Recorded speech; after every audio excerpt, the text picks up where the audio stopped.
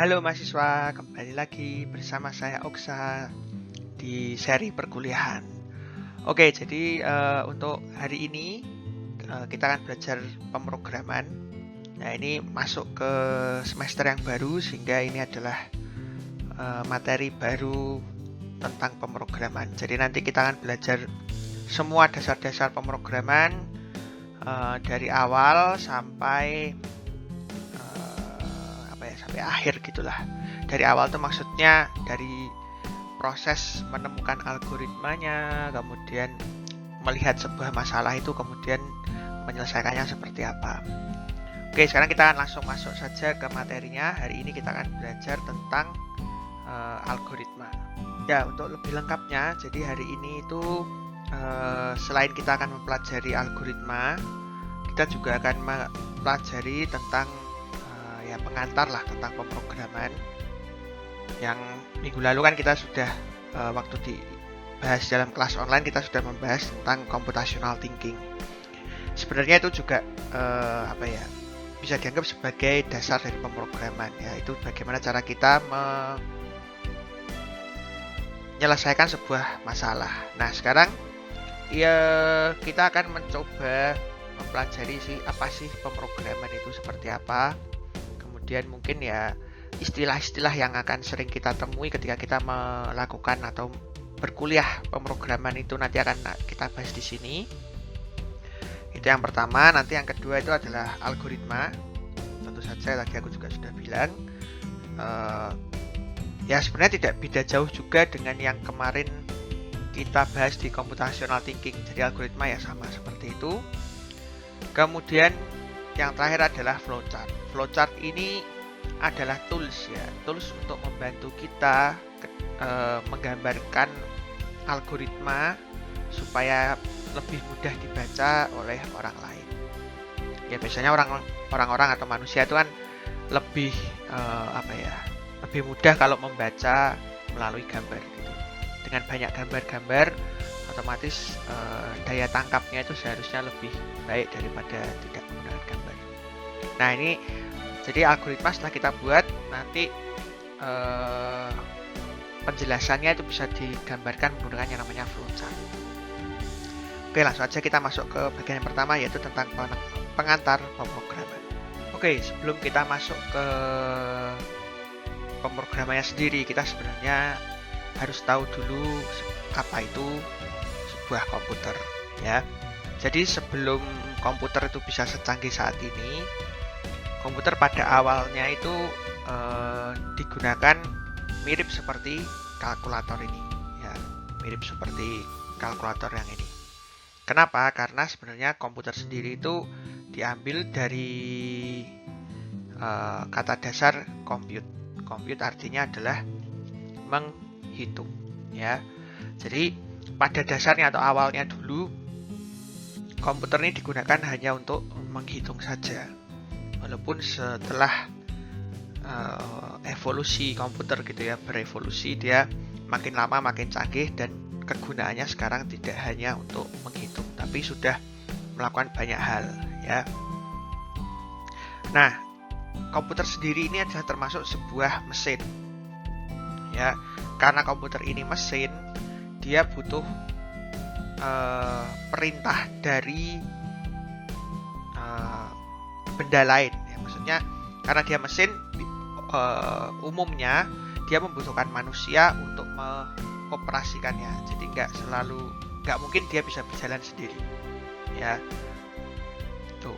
Nah, karena mesin ini, ya, komputer ini mesin dengan manusia ini beda bahasa, ya. Karena kan komputer butuh manusia supaya dia bisa jalan. Nah, manusia membutuhkan komputer untuk membantu proses penghitungan pada saat itu. Ya, sampai sekarang sih sebenarnya ada perintah-perintah lain. Nah, supaya mereka dapat berkomunikasi, ya, itu diperlukan yang namanya bahasa. Jadi kalau ada dua hal mau berkomunikasi, itu dibutuhkan sebuah bahasa. Yang tentu saja dua-duanya ini harus bisa saling paham gitu. Ya. Jadi kalau manusia mau berkomunikasi dengan komputer, komputer bisa ngerti. Begitu juga sebaliknya, kalau komputer ingin berkomunikasi dengan manusia, ya manusia juga harus ngerti. Padahal manusia dan mesin ini kan dua hal yang berbeda. Kalau kalian masih ingat di mata kuliah PTI mungkin, komputer itu hanya mengerti sinyal-sinyal listrik yang ditandai dengan bilangan biner itu ya, 0 dan 1. Nah, sedangkan manusia itu bahasanya jauh lebih kompleks dari hanya sekedar 0 dan 1, bahasa mesin. Sehingga perlu ada jembatan supaya kedua hal ini bisa berkomunikasi. Nanti itulah muncul yang namanya bahasa pemrograman gitu. Ya, jadi bahasa pemrograman ini jembatan supaya manusia bisa berkomunikasi dengan komputer gitu. Ya, itu dasarnya sih. Oke, nah ini adalah alasan kenapa dibuat yang namanya bahasa pemrograman. Nanti lebih detail akan dibahas di slide selanjutnya. Oke, yang berikutnya untuk tentang komputer ini sendiri, seperti yang kita ketahui sebenarnya untuk dua hal ini ya, komputer, dua komponen utama komputer ini sebenarnya kita pasti sudah tahu bahwa ada yang namanya hardware dan ada yang namanya software. Hardware itu yang perangkat keras, contohnya ya RAM, motherboard, prosesor, VGA card atau GPU itu, dan seterusnya. Ya, itu adalah hardware. Kemudian ada yang namanya software. Software itu adalah aplikasi yang ada di dalam komputer. Termasuk operating system adalah sebuah software. Nah, ini dua komponen yang kita semua sudah pasti sudah tahu. Nah, sebenarnya ada satu lagi yang mungkin kurang populer ya. Ini disebut dengan brainware. Brainware ini adalah orang atau pengguna dari komputer itu sendiri. Ya, brainware. Ya, namanya brain ya. Brain adalah otak. Jadi otaknya atau orang yang menggunakan komputer itu sendiri. Oke, itu tadi tentang komputer ya. Selain tadi sudah membahas tentang bahasa yang diperlukan agar brainware ini bisa berkomunikasi dengan komputer, ataupun sebaliknya komputer juga dapat berkomunikasi dengan brainware atau orangnya ini. Oke, nah sekarang kita akan masuk ke dalam software. Jadi dari tiga komponen tadi yang sudah aku sebutkan, karena kita belajar pemrograman, yang pasti kita akan bersinggungan atau ya pasti akan banyak membahas ke yang namanya software.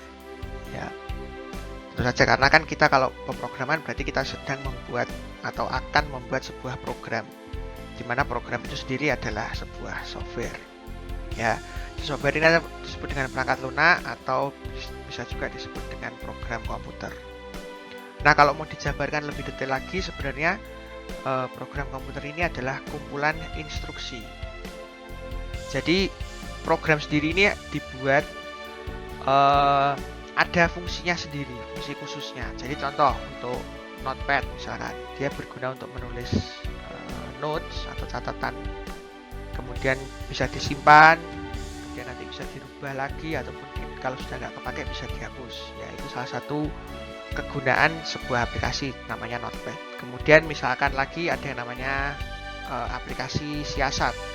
Nah, siasat ini berhubungan dengan semua perkuliahan kalian selama ini ya. Walaupun bentuknya dalam sebuah website, tapi sebenarnya dia juga termasuk ke dalam sebuah software gitu, dan lain sebagainya. Masih banyak ya. Misalkan ini aku pakai aplikasi PowerPoint, ya berarti bisa untuk merekam seperti ini, kemudian buat presentasi dan sebagainya. Oke, jadi itu adalah software. Jadi gampangnya itu software adalah sebuah kumpulan instruksi khusus ya, yang digunakan untuk tujuan-tujuan tertentu. Ya, setelah kita sekarang sudah tahu apa itu software, kemudian apa itu komputer, Nah, sekarang kita masuk ke yang namanya bahasa pemrograman. Ya, ini di sini sudah ada keterangannya juga sebenarnya bahwa bahasa pemrograman ini bahasa yang digunakan untuk menulis instruksi yang dimengerti oleh komputer. Ya, tadi aku juga sudah bilang dari awal bahwa bahasa pemrograman ini digunakan untuk berkomunikasi antara manusia, brainware, dengan komputernya. Oke, jadi nanti kalau kita sudah menguasai bahasa pemrograman atau bisa mengenal dan memakai bahasa pemrograman, otomatis nanti kita bisa membuat yang namanya program komputer. Ya, jadi dengan belajar bahasa pemrograman, kita bisa membuat yang namanya program komputer. Ya, simpelnya seperti itu. Ya, sama kayak kita belajar bahasa aja sih, ya. Kita kalau belajar bahasa Inggris, nanti kita bisa berkomunikasi dengan orang-orang yang berbahasa Inggris kayak gitu. Ya, itu simpelnya aja. Ya, ini karena kita berhubungan dengan mesin, makanya kita belajar bahasa pemrograman. Oke, nanti kita lihat sebenarnya bahasa pemrograman ini juga bisa dibagi menjadi beberapa hal, nanti akan dijelaskan di slide selanjutnya. Ya, ini adalah pembagian dari bahasa pemrograman itu sendiri. Jadi bahasa pemrograman ini bisa dibagi lagi menjadi 3 level ya. Yang pertama itu adalah bahasa mesin, yang ini pasti kita sebagai manusia tidak bisa ngerti karena ini pakainya sinyal listrik yang diberi kode dengan biner ya, 1 dan 0. Ya. Kemudian low level, ada yang low level. Itu adalah bahasa seringnya disebut dengan bahasa assembly. Ini bahasa assembly. Nah, ini juga sebenarnya nggak akan kita pelajari ya, karena ini agak rumit dan agak susah, sehingga ya ini kita bisa skip saja, jadi nggak perlu kita pelajari. Tapi sebenarnya kalau kalian mau niat atau penasaran belajar, sebenarnya juga bisa sih. Kita akan langsung bermain dengan memori, ya memang agak ribet kalau tidak punya dasar pemrograman assembly dengan baik. Biasanya yang belajar bahasa assembly ini biasanya anak-anak elektro. Kalau di UKSW itu biasanya anak-anak elektro mungkin ada pengenalan tentang bahasa assembly ini. Nah, nanti yang kita pelajari selama bahasa pemrograman ini itu yang high level ya. High level ini bahasanya sudah hampir mirip dengan bahasa manusia. Mirip ya. Jadi contohnya nanti kalau kita pakai Pascal, kita tulis Breitland SAYA seperti ini, itu berarti nanti kita memberikan instruksi kepada komputer untuk menulis SAYA seperti ini. Ini kalau dalam bahasa Pascal itu Breitland, kalau dalam bahasa C nanti pakai printf ya. Kalau C++ nanti pakainya cout ya, cout, dan banyak macam-macam ya perintahnya. Yang jelas ini adalah perintah kepada komputer untuk menuliskan sesuatu ya. Nah, nanti kita belajar itu adalah yang high level ini, yang sudah hampir mirip dengan bahasa manusia ya. Kalau kita perhatikan lagi lebih detail lagi kenapa bisa disebut dengan mirip dengan bahasa manusia, kalau kita lihat di bahasa Pascal ini misalkan ya, di bahasa Pascal ini perintah untuk komputer supaya menuliskan sesuatu kan ada perintah write di sini ya. Ini kan mirip dengan bahasa Inggris ya, write, menulis, sehingga nanti komputernya akan nulis. Kalau dalam bahasa C print ya, print ya, sama aja. Print ini kan juga mencetak atau menuliskan sesuatu. Jadi ini mirip dengan bahasa manusia. Nah, disitulah kemiripannya bahasa pemrograman yang high level dengan bahasa manusia. Oke, jadi ini adalah contoh dari ketiga jenis bahasa pemrograman tadi ya. Ini bahasa mesin ya, sebenarnya ini juga bukan murni bahasa mesin karena ini kan masih heksadesimal bentuknya. Seharusnya bentuk heksadesimalnya ini dirubah lagi menjadi bentuk biner dalam bentuk sinyal-sinyal listrik, itulah bahasa mesin. Tapi ya dari ini kita juga bisa lihat lah kira-kira nanti pada komputer itu seperti apa bahasa mesinnya itu. Jadi di hexadesimalnya ini sebenarnya masih harus di convert lagi. Kemudian ini adalah yang bahasa assembly atau yang low level tadi. Nah ini di sini agak susah ya membacanya karena ini adalah perintah-perintah yang kita yang digunakan tuh bahasanya hampir mirip dengan bahasa mesin, ya hampir ke arah bahasa mesin, tetapi masih di bawah dari yang bahasa manusia. Ya jadi dia bahasa manusia enggak, bahasa mesin juga bukan, gitu, di tengah-tengahnya. Ya ini berhubungan langsung dengan memori. Ya sebenarnya nanti kita akan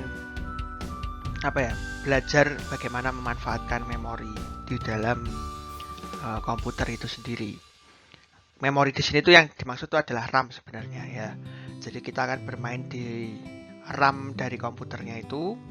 Jadi nanti kalau kita semakin banyak menggunakan memori, otomatis semakin banyak RAM yang digunakan. Jadi kalau kita lihat dari task manager itu bisa langsung kelihatan tuh aplikasi yang kita buat itu pakai memorinya berapa mega, berapa kilobyte gitu.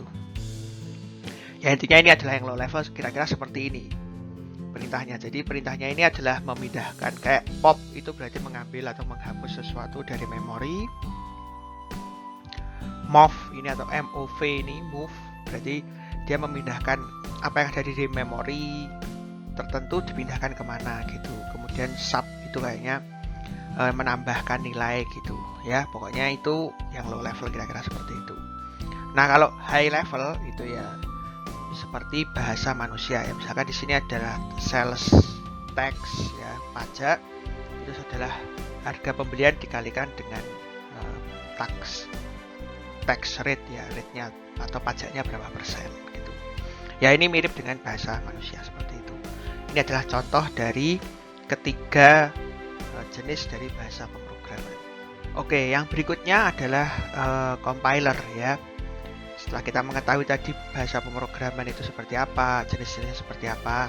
Nah, sekarang ini adalah komponen lainnya selain bahasa pemrograman yang gunanya sih sebenarnya sama saja atau masih ada kaitannya dengan bahasa pemrograman dan bahasa mesin sebenarnya gitu ya. Jadi bahasa pemrograman yang low level ataupun yang high level ya, assembly atau tadi yang high level seperti yang kita ketahui tadi, ini seharusnya dirubah menjadi bahasa mesin supaya komputer tahu ya kalau masih high level atau low level ini sebenarnya komputer tuh belum tahu. Jadi kan komputer memang taunya itu bahasa mesin, bukan bahasa manusia ya, seperti itu. Walaupun bahasa manusianya pun tidak persis sama dengan bahasa manusia, cuman komputer tetap tidak tahu ya. Jadi perlu adanya suatu tools atau alat gitu supaya bahasa yang bentuknya low level ataupun yang high level tadi bisa dimengerti oleh mesin, jadi merubah menjadi bahasa mesin. Nah, itulah yang disebut dengan compiler ini. Ya, jadi compiler ini adalah tools atau alat yang digunakan untuk merubah yang high level ataupun yang low level tadi menjadi bahasa mesin. Nah, proses merubahnya itu disebut dengan biasanya namanya compiling. Ya. Compiling ini adalah proses merubah bahasa yang low level ataupun high level menjadi bahasa mesin. Itu adalah compiling. Nah, yang melakukannya itu adalah compiler gitu. Ya, itu perlu kalian ingat. Nah, kemarin aku juga sudah sebutkan bahwa kita akan menggunakan tools Visual Studio untuk yang bahasa C dan tools NetBeans untuk bahasa yang Java. Nah, di dalam tools Visual Studio 2019 dan NetBeans itu sebenarnya di dalam software itu ya itu sudah ada yang namanya compiler di sana di dalamnya, sehingga kita tidak perlu mencari lagi compilernya di tempat lain atau kita siapkan sendiri, karena saat kita menginstal Visual Studio ataupun NetBeans itu di dalamnya sudah ada compiler, sehingga kita secara otomatis punya compiler gitu ya. Jadi kalau kita ngoding pakai C++ atau pakai Java, otomatis karena sudah ada compilernya ya bisa langsung kita buat menjadi sebuah program, karena bahasa yang kita buat atau hasil code yang kita buat itu akan dirubah menjadi bentuk bahasa mesin. Itu adalah kegunaan dari yang namanya compiler.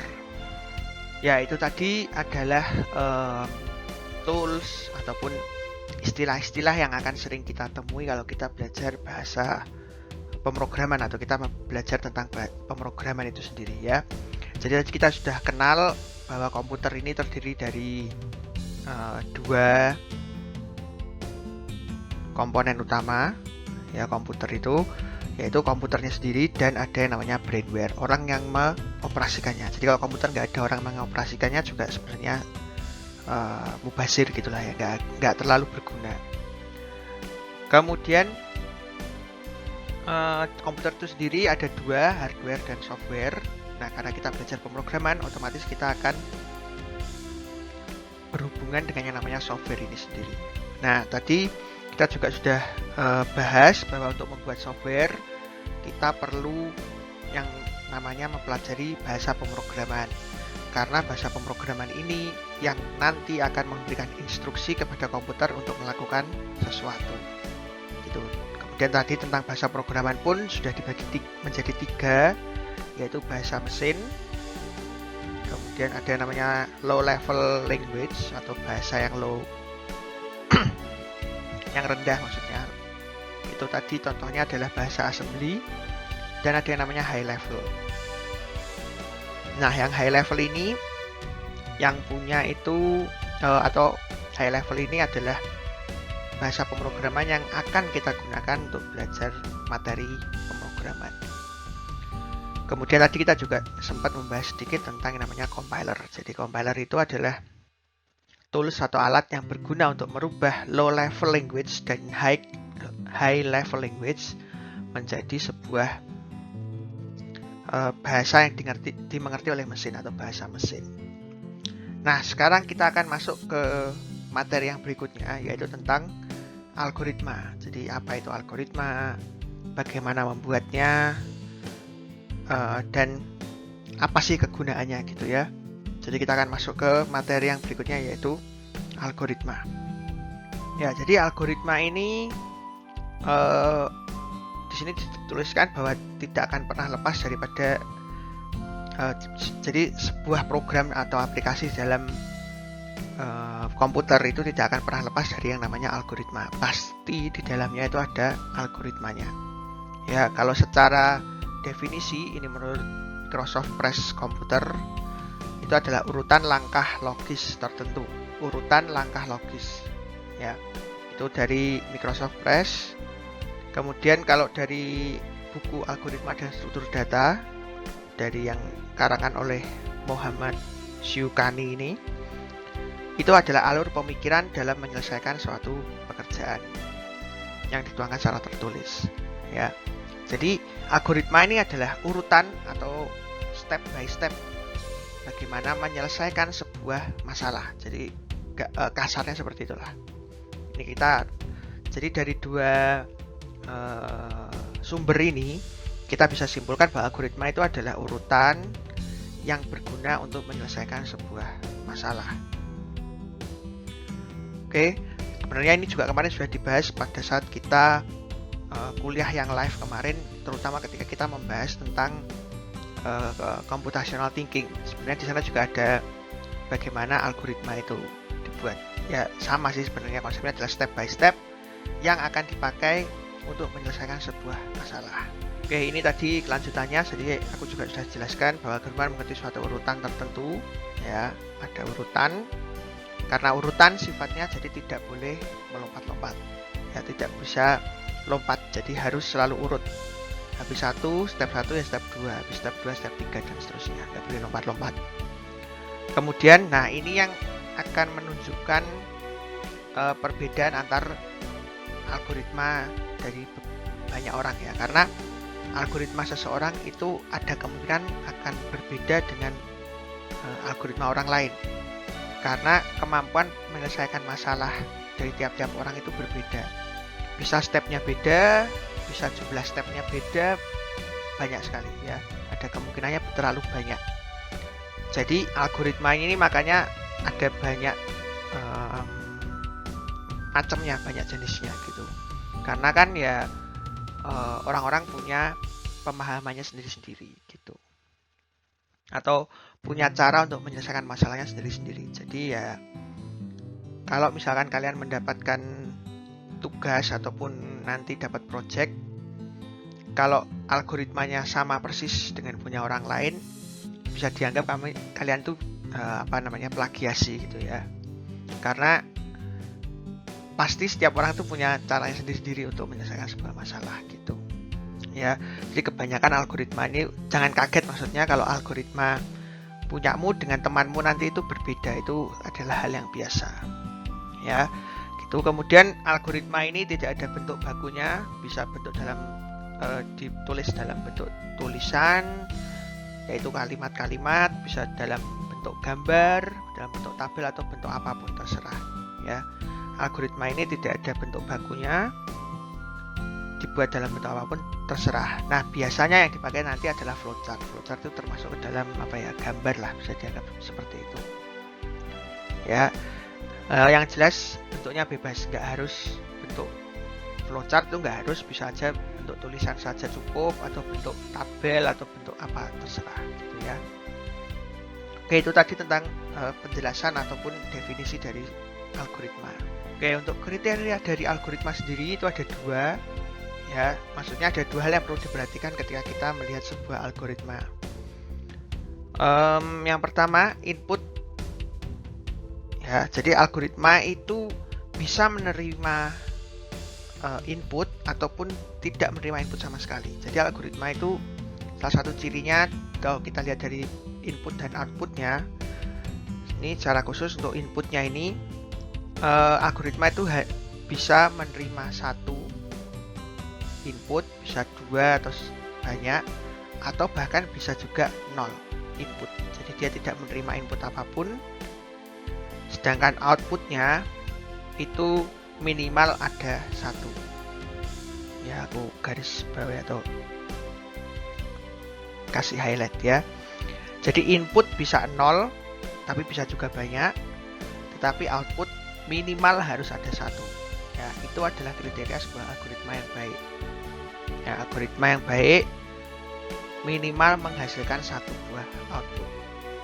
Walaupun dia tidak menerima input atau menerima input lebih dari satu, intinya minimal dia punya satu buah output. Tapi tidak menutup kemungkinan dia punya lebih dari satu output.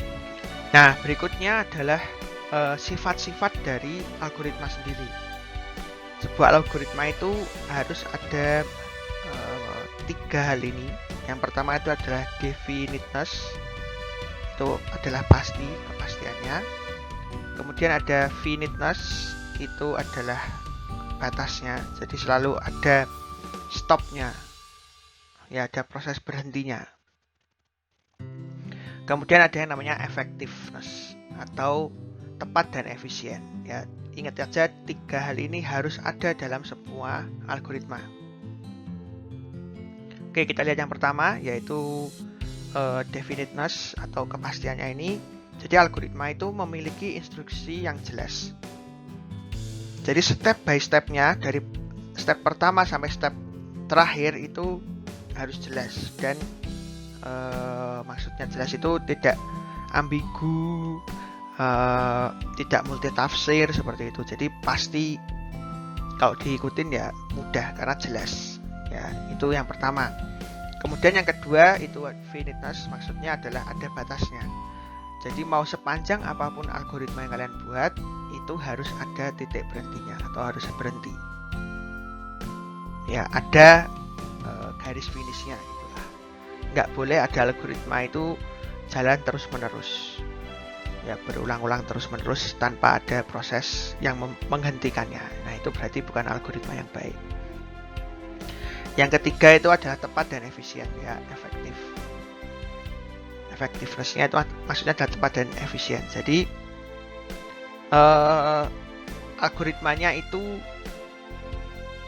bisa jalan dan tidak, misalkan boros memori, tidak boros step ya.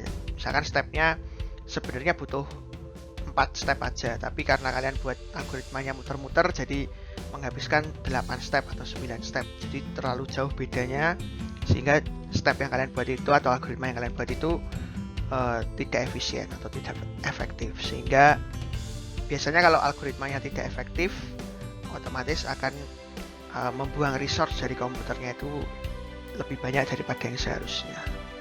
Ya, itu efek sampingnya. Ini contohnya di bawah ini sebenarnya adalah proses yang kurang efektif dari sebuah proses aritmatika gitu ya, yang tidak efektif. Contohnya apa ya? A sama dengan A plus 0 ya. Ini kalau di matematika kan tidak bisa, maksudnya tidak terlalu apa ya, tidak pernah dipakai lah kalau dalam matematika, tapi kalau dalam pemrograman ini bisa ya. Jadi nilai A yang baru adalah nilai A yang lama, maksudnya ini ditambah 0. Kenapa ini tidak efektif? Karena semua bilangan kalau ditambah dengan 0 kan nilainya tidak akan berubah ya. Jadi proses ini adalah proses yang membuang-buang resource karena tidak ada gunanya. Toh nilai A juga tidak akan, nilai A yang baru di sini tidak akan pernah berubah nilainya. Ya, misalkan di sini 4 sama dengan 4 ditambah 0. Ini kan sebuah step yang tidak perlu dilakukan gitu. Ya, ini sama yang perkalian juga. Semua bilangan kalau dikalikan dengan 1 kan hasilnya juga tidak akan merubah ya. Ini nanti kita akan belajar di pemrograman nanti, atau maksudnya di slide-slide atau di pertemuan berikutnya ya. Ketika kita sudah mulai menuliskan code, nanti kita akan bisa melihat bagaimana tidak efektifnya perintah semacam ini. Oke, ini adalah tiga kriteria algoritma yang harus dipenuhi dalam sebuah algoritma. Jadi kalau kalian nanti membuat sebuah algoritma, pastikan kalian membuat itu 3 hal ini sudah tercapai. Oke, berikutnya adalah sifat-sifat algoritma sendiri ya. Jadi sifat-sifat algoritma ini dia harus dalam bentuk umum seperti itu ya. Jadi dia tidak boleh tergantung pada suatu bahasa pemrograman tertentu ya. Jadi dia harus sifatnya independen, umum, dan bisa diterapkan di semua jenis bahasa pemrograman nanti.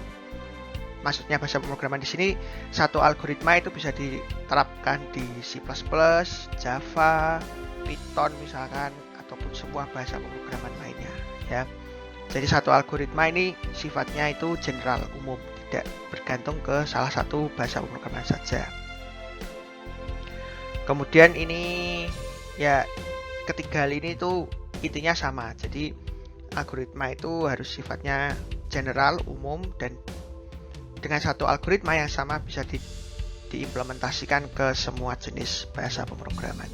Ya, yang berikutnya adalah proses algoritmanya sendiri. Di dalam algoritma atau sebuah algoritma yang kita punya itu nanti kita bisa menemukan 4 hal ya. 4 hal atau 4 proses yang bisa kita masukkan ke dalam sebuah algoritma. Yang pertama itu adalah sequence.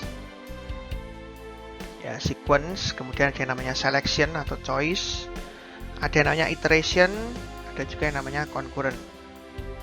Oke, yang pertama sequence. Ya, sequence proses ini adalah instruksi yang dikerjakan secara sekuensial atau berurutan.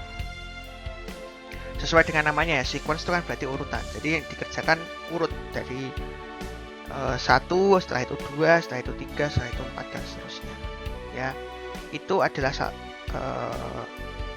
proses algoritma yang pertama, yaitu sequence. Kemudian ada yang namanya selection. Selection ini akan menilai atau ada kondisi yang dilihat terlebih dahulu. Jadi kalau misalkan kondisinya itu true, dia akan mengerjakan apa, kalau kondisinya false, dia akan mengerjakan yang mana. Ya, jadi seperti percabangan untuk memilih bagian mana yang akan dikerjakan selanjutnya. Ya, seperti percabangan gitu. Jadi kalau mau digambarkan kira-kira sequence itu seperti ini, yang selection tuh. Jadi program berjalan, ketemu selection tuh mau bisa yang ke kiri, bisa ke kanan. Gitu ya. Jadi bisa ada dua pilihan. Bukan dua pilihan sih, nanti bisa lebih dari dua pilihan. Pokoknya dia akan nyabang gitulah. Ya. Akan melihat pilihan-pilihan yang tersedia. Kemudian ada yang namanya iteration atau repetition. Sesuai dengan namanya, repetisi itu adalah perulangan. Jadi ada proses yang membuat algoritma itu bisa berulang-ulang. Ya, sebuah proses dalam algoritmanya itu berulang. Kemudian ada yang namanya concurrent process. Ya, concurrent process ini adalah proses paralel, proses yang dikerjakan secara bersamaan. Kalau program idealnya itu biasanya jalan satu garis lurus gini. Ya, satu saja dari atas ke bawah gini. Dengan adanya concurrent kita bisa membuat ada dua proses yang berjalan secara bersamaan di dalam algoritma ataupun dalam program komputer gitu. Jadi biasanya satu program itu cuma mendapatkan satu jalur seperti ini. Ya, kalau concurrent kita punya dua jalur atau lebih. Kita bisa pakai lebih dari satu proses yang dikerjakan secara bersamaan. Nah, nanti kita akan belajar semuanya ini ya. Jadi sequence kita belajar yang paling dasar atau paling simple itu adalah sequence. Nanti kita juga akan belajar selection. Kita juga akan belajar repetition atau iteration ya. Semuanya nanti kita akan pakai ini. Jadi nanti pelan-pelan kita akan lihat proses algoritma sequence itu seperti apa, kemudian implementasi ke dalam bahasa pemrogramannya seperti apa ya. Ada yang namanya selection, itu pemilihan percabangan, iteration itu perulangan, concurrent itu berarti proses paralel. Oke, sekarang kita lihat dari contoh kasus saja langsung ya. Misalkan kita punya sebuah masalah seperti ini ya, bahwa kita diminta untuk mencari bilangan terbesar dari dua bilangan yang diinputkan user. Maksudnya diinputkan itu dimasukkan oleh user. Jadi program kita nanti akan membandingkan dua angka yang dimasukkan oleh user. Dua angka yang dimasukkan oleh user itu besar yang mana? Angka yang pertama ataupun angka yang kedua. Jadi program kita bisa tahu seperti itu. Itu adalah contoh kasusnya. Oke, sekarang kita akan membuat algoritmanya. Yang pertama, nanti user diminta untuk memasukkan bilangan pertama. Terus step yang kedua, user diminta untuk memasukkan bilangan kedua. Kemudian nanti kita punya proses algoritma selection ya, untuk membandingkan. Jadi jika bilangan pertama lebih besar daripada bilangan kedua, maka kerjakan langkah 4. Jadi setelah 1, 2, 3 masuk ke 4 gitu. Atau kalau tadi misalkan bilangan pertama lebih kecil daripada bilangan kedua, maka yang dikerjakan adalah langsung loncat ke langkah kelima. 1, 2, 3, karena ini percabangan ya. Kalau benar tadi bisa langsung ke 4, tapi kalau salah dia akan lanjut ke 5. Ya, ini adalah algoritma dari masalah yang kita punya di sini. Mencari bilangan terbesar dari dua bilangan. Itu ya. Jadi masalah ini cara menyelesaikannya bisa menggunakan algoritma seperti ini. Nah, ini algoritma yang digunakan ini adalah sequence. Kenapa sequence? Karena kan urut ya. 1, 2, 3. Ya, proses sampai ketiga ini masih sequence. Kemudian ketika masuk ke 3 ini ada proses percabangan atau tadi selection. Ya, selection sehingga bisa bercabang ya, bisa proses keempat atau bisa proses kelima. Ya, seperti itu. Jadi ini adalah contoh dari algoritma itu sendiri. Ya, kalian perhatikan bagaimana cara membuatnya, pelajari.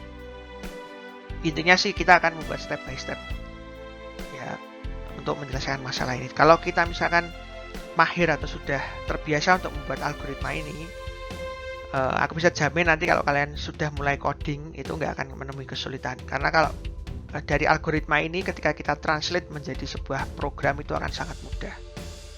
Ya, jadi usahakan ketika kalian mendapatkan tugas tentang membuat program atau nanti kalian membuat program, tentukan dulu algoritmanya supaya mudah diimplementasikan. Oke, jadi kira-kira seperti itu untuk contoh kasus di mana kita berlatih membuat sebuah algoritma.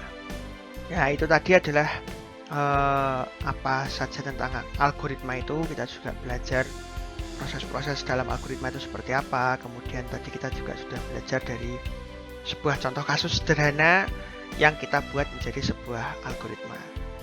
Nah, sekarang kita akan masuk ke bagian selanjutnya, yaitu kita akan membahas tentang yang namanya program dalam komputer. Program di sini adalah software ya, software. Softwarenya juga yang mempunyai fungsi-fungsi khusus, bukan OS, bukan yang lainnya. Pokoknya program secara garis besar itu seperti apa. Oke, langsung aja kita masuk ke materi yang program. Ya, jadi kalau kalian perhatikan dalam sebuah program ini, ya, secara garis besar semua program yang ada di dalam komputer itu bisa dibagi menjadi 3 bagian. Jadi dalam sebuah program itu pasti ada 3 hal ini. Yang pertama itu adalah input, kemudian ada yang namanya proses di dalamnya, dan akan menghasilkan minimal ada 1 output. Jadi semua program di dalam komputer ada yang namanya input, ada yang namanya proses, dan pasti akan menghasilkan sebuah output. Ya. Jadi nanti kalau kita buat program juga pasti akan seperti ini. Ya. Kita akan menerima input, melakukan proses di dalamnya, setelah itu akan menghasilkan sebuah output. Menghasilkan minimal 1 buah output. Itu selalu seperti ini, yaitu program di dalam komputer. Oke, jadi semua program dalam komputer ini sebaiknya untuk membuat, jadi dalam proses pembuatan program, harapnya sebaiknya itu kalian mengikuti 6 langkah ini ya. Ini aku buat 6 langkah ya, secara gambaran, secara garis besar lah, bagaimana kita membuat sebuah program. Oke, yang pertama itu kita harus melakukan namanya mendefinisikan masalah. Jadi kita lihat masalahnya itu apa. Setelah itu kita coba perhatikan masalahnya, bagian mana yang bisa kita selesaikan dengan cepat, mana yang enggak, dan sebagainya. Ya, mirip dengan computational thinking kemarin lah ya. Jadi kita decomposition dulu masalah yang besar, kita bagi menjadi masalah-masalah kecil supaya nanti menyelesaikannya menjadi lebih mudah gitu. Setelah kita mendefinisikan masalah atau mengetahui masalahnya, selanjutnya kita akan mencari solusinya. Ya, solusinya itu nanti seperti apa dari masalah yang sudah kita punya ini.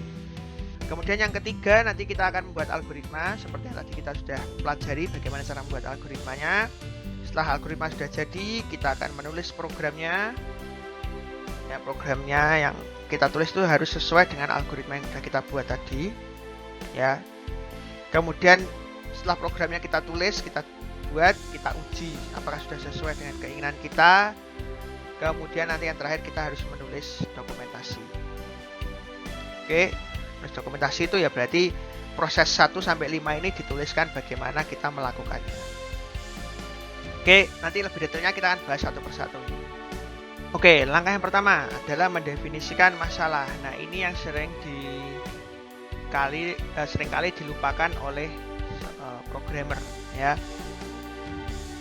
Masalah klasik terutama bagi mahasiswa yang baru awal-awal belajar untuk menjadi seorang programmer.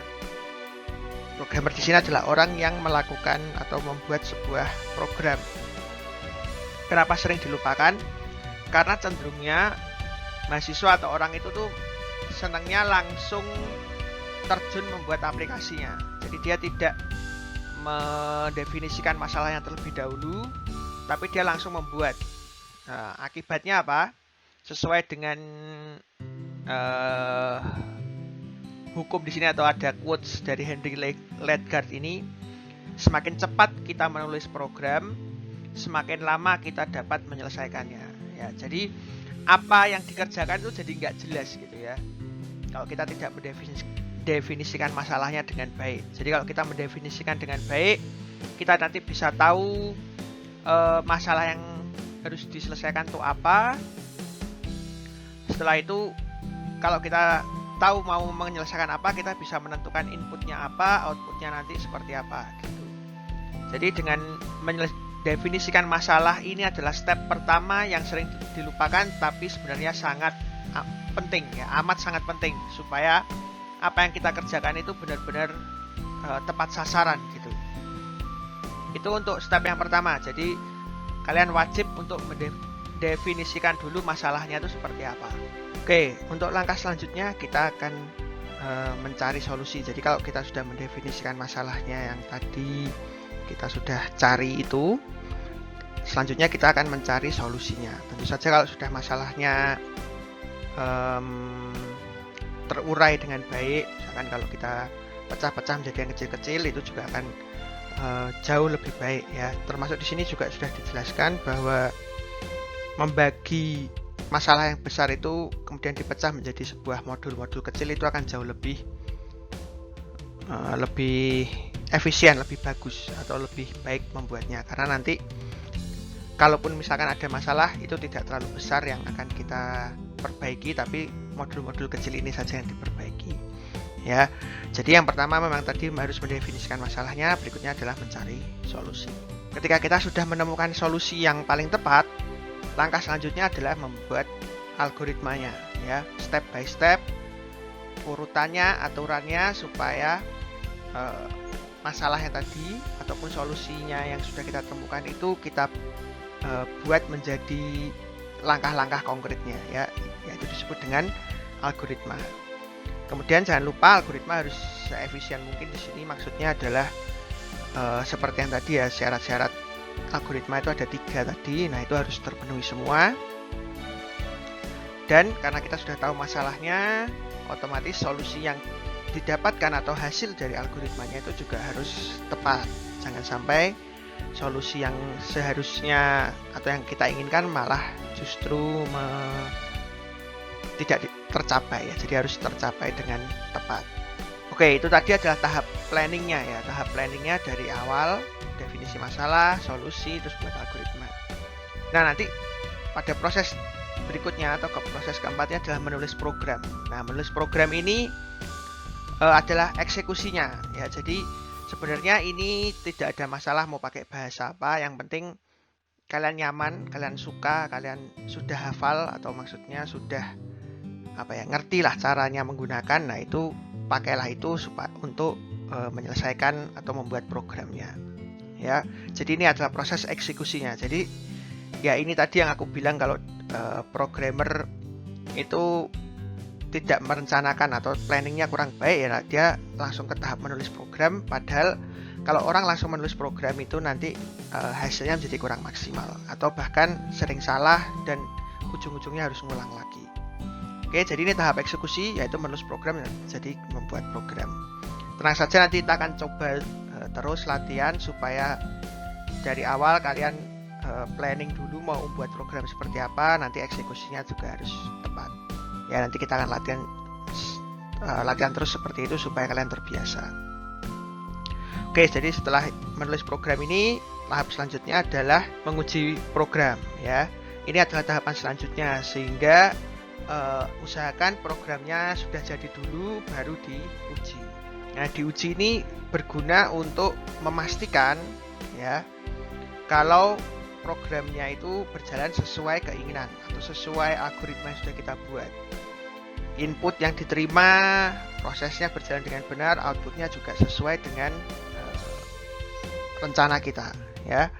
Ini adalah proses pengujian itu seperti itu. Ya, memang kalaupun misalkan nanti di dalam pengujian ditemukan kesalahan ya, program kita harus bisa diperbaiki lagi ya. Jadi gitu. Jadi prosesnya ini seperti berulang-ulang ya. Jadi buat uji, kalau masih benar atau masih salah, ulang lagi, buat lagi ya, diperbaiki, dicek lagi, diuji lagi, perbaiki lagi terus gitu sampai errornya tuh seminimal mungkin, sehingga program kita itu bisa berjalan dengan baik. Oke, kemudian tahap terakhir adalah menulis dokumentasi. Ya, ini proses juga yang sering dilupakan oleh para programmer.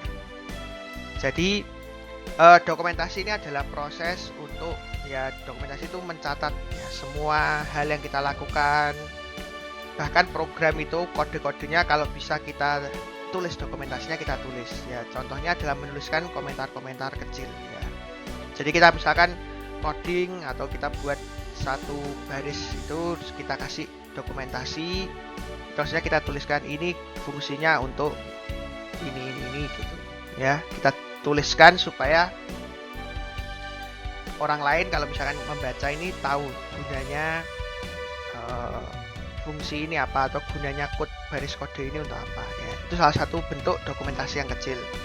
Bisa juga dokumentasinya dibuat dalam bentuk yang skalanya lebih besar, misalkan jadi sebuah PDF atau sebuah buku tentang programnya itu sendiri. Ya, memang ini pekerjaan yang membosankan bagi programmer, tapi memang sebenarnya sangat penting. Ya, itu adalah tahapan-tahapan bagaimana kita membuat program dari awal, planning, kemudian eksekusi. Kemudian setelah eksekusi apa yang harus dilakukan, ini komplit dari awal sampai akhir, kira-kira seperti ini. Ya, semoga kalian nanti terbiasa untuk melakukan ini semua. Jangan sampai kelewatan dari step 1 sampai step 6 ini, sehingga nanti program kalian itu menjadi program yang baik. Nah, itu tadi adalah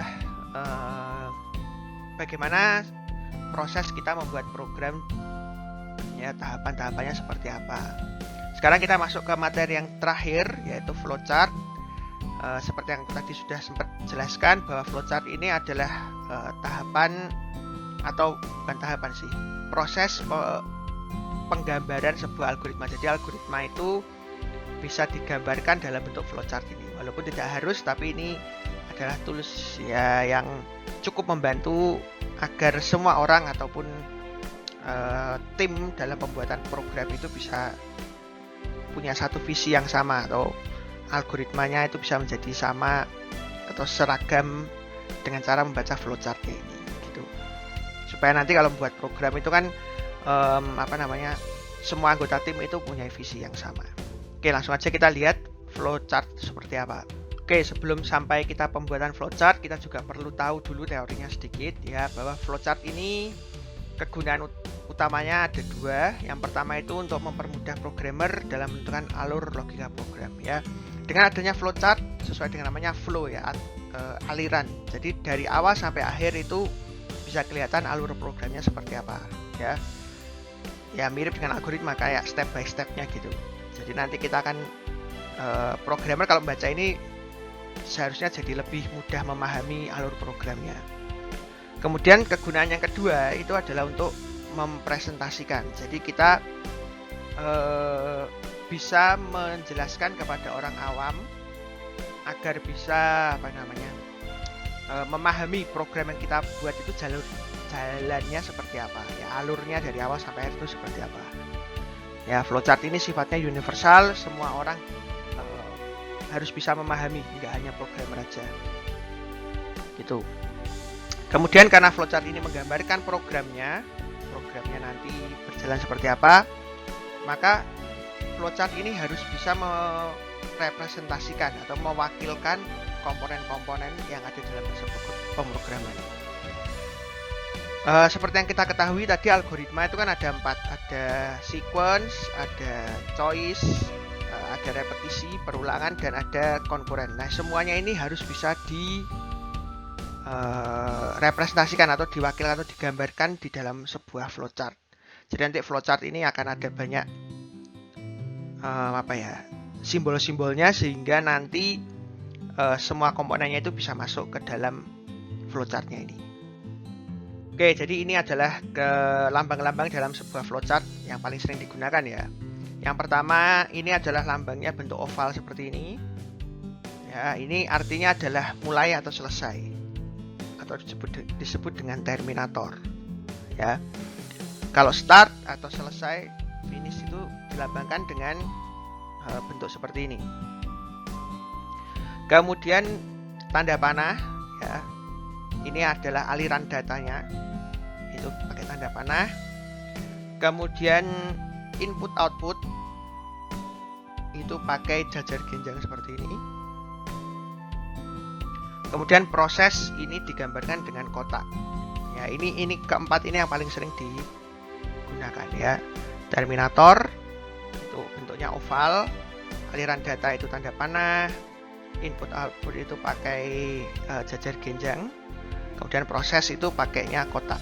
Oke, simbol-simbol berikutnya lagi adalah decision atau percabangan. Nah, ini yang select atau choice tadi itu kalau di dalam flowchart digambarkan pakai belah ketupat seperti ini. Kemudian preparation atau memberi nilai awal variabel. Ya, ini nanti memberi nilai awal variabel itu akan kita bahas lebih detail lagi nanti ya di pertemuan-pertemuan selanjutnya. Yang jelas kalau mau digambarkan itu pakainya ini apa namanya ini segi 6 lah, segi 6 agak panjang seperti ini. Kemudian ada namanya subprogram. Nah, subprogram ini adalah program kecil. Jadi kalau kita membuat aplikasi itu kita kan tadi sudah bagi-bagi per modul tadi ya, modul kecil-kecil dari setiap masalah. Nah, setiap modul ini bisa digambarkan menggunakan ini subprogram ini ya. Dengan kotak, kemudian di dalamnya ada 2 garis.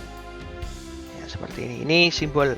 Walaupun yang 3 ini tuh memang agak jarang digunakan, tapi ya sekedar pengetahuan aja supaya kalian bisa paham nanti kalau misalkan menemukan ini dalam flowchart. Oke, ini simbol-simbol yang lainnya lagi ya. Lingkaran ini adalah konektor pada halaman yang sama. Jadi kalau mau berpindah tempat, misalkan dari atas sampai ke bawah, kemudian sampai sini full, mau pindah ke sampingnya, di akhir ditambahin ini lingkaran gini ya, sehingga nanti orang bisa membaca, oh setelah bulat ini masuk ke bulat yang selanjutnya gitu ya. Itu untuk konektor pada halaman yang sama. Kemudian kalau pindah halaman itu pakainya kayak emblem ini ya, ini konektor pada halaman lain. Oke, kemudian store data atau simpan data ini nanti biasanya untuk berhubungan dengan aplikasi yang ada database-nya gitu. Jadi dia akan menyimpan data itu lambangnya seperti tabung ya, seperti tabung atau seperti layar kapal lah ya, agak melengkung gini. Kemudian display atau tampilkan itu seperti tabung tapi ujungnya segitiga seperti ini ya. Ini juga agak jarang digunakan. Oke, jadi setelah ini kita akan coba lihat bagaimana cara membuat flowchart dari berdasarkan sebuah algoritma gitu ya. Setelah ini kita akan coba langsung melihat dari sebuah contoh kasus. Oke, jadi di sini ada satu kasus di mana tujuannya atau masalahnya adalah kita ingin menjumlahkan 2 bilangan ya. 2 bilangan itu maksudnya ada 2 bilangan yang akan dimasukkan oleh user. Kemudian 2 bilangan ini akan dijumlahkan nilainya. Jadi contoh kalau misalkan user masukkan 5 yang pertama ya, 5. Kemudian di yang kedua dia masukkan angka 3 misalkan, maka nanti program akan menampilkan hasil penjumlahan ini. Jadi misalkan muncul angka 8. Ya, kira-kira kayak gitu masalahnya. Oke, itu masalahnya. Itu masalahnya sudah nggak terlalu rumit, ya nggak terlalu kompleks, sehingga langsung bisa dibuat algoritma. Algoritmanya seperti ini. 1, masukkan nilai bilangan 1 ya. Ini 5 ini tadi contohnya. Kemudian yang kedua masukkan bilangan kedua atau B ini ya, anggap aja ini A, ini B. Kemudian algoritma yang ketiga, jumlahkan kedua bilangan ya, yaitu jumlah sama dengan A ditambah B ya. Jadi proses penjumlahannya A plus B ini dimasukkan ke dalam variabel yang namanya jumlah ya. Ya sama kayak matematika lah ya. Misalkan jumlah ini adalah X gitu ya, X sama dengan A ditambah B. Oke, setelah itu jumlah ini anggap aja ini variabel gitu ya, jumlahnya ini kemudian dicetak. Itu adalah 4 langkah dari algoritma untuk menyelesaikan masalah penjumlahan 2 bilangan. Oke, ya karena sini sudah jadi algoritmanya, sekarang kita akan coba buat menjadi sebuah flowchart. Oke, jadi flowchart selalu dimulai dengan terminatornya, yaitu mulai, atau kalau mau pakai bahasa Inggris bisa start. Kemudian nanti di akhir itu harus pakai terminator lagi untuk mengatakan bahwa algoritma ini harus sudah selesai, ya, bisa selesai. Kalau mau bahasa Inggris bisa pakai end gitu. Oke, jadi algoritma selalu seperti ini, ya. Kemudian menjumlahkan dua bilangan tadi. Algoritma yang pertama atau step pertama dalam algoritmanya adalah mendapat masukan nilai untuk bilangan 1 atau A-nya ini. Ya.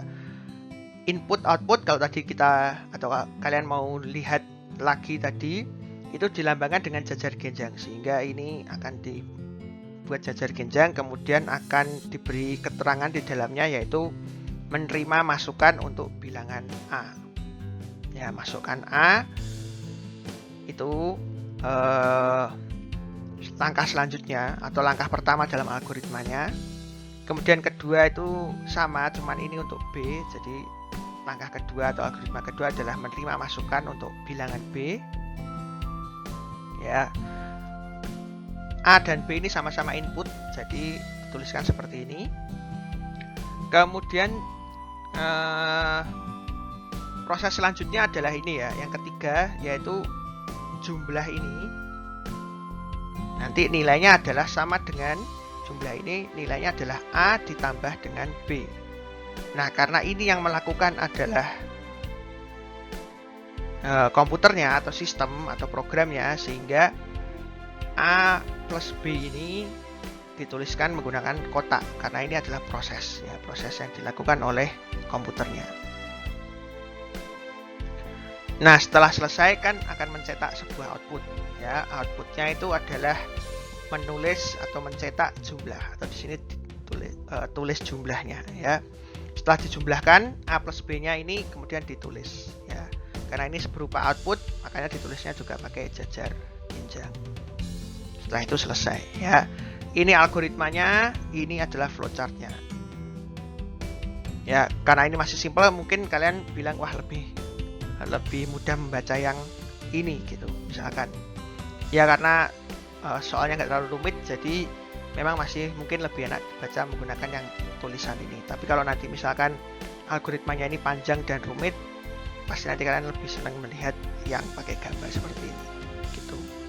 Ya, jadi ini adalah proses merubah algoritma menjadi sebuah flowchart. Kira-kira prosesnya seperti ini. Oke, jadi kira-kira seperti itu materi pengantar atau materi apa ya, pembuka lah untuk mata kuliah pemrograman ini. Jadi kita tadi sudah belajar cukup banyak ya. Dari awal tadi kan kita belajar istilah-istilah yang akan muncul atau hubungan antara komputer dengan software, hardware, kemudian brainware dan seterusnya tadi ya. Berikutnya kita tadi juga sudah belajar tentang algoritma, apa itu algoritma, kapan kita harus menentukan atau membuat algoritma, kegunaannya apa dan sebagainya. Sampai tadi untuk menggambarkan algoritma kita butuh yang namanya, bisa menggunakan yang namanya flowchart ya. Itu adalah materi kita pada hari ini. Oke, setelah ini mungkin nanti kita akan lanjutkan materi selanjutnya. Mungkin kita sudah mulai mencoba membuat program atau mencoba memasang atau menginstal tools yang digunakan. Ya, nanti saksikan saja di video-video selanjutnya gitu. Oke, aku rasa cukup sampai di sini dulu pertemuan kita untuk materi ini. Terima kasih sudah menonton sampai akhir. Sampai bertemu lagi di video-video selanjutnya. Sampai jumpa.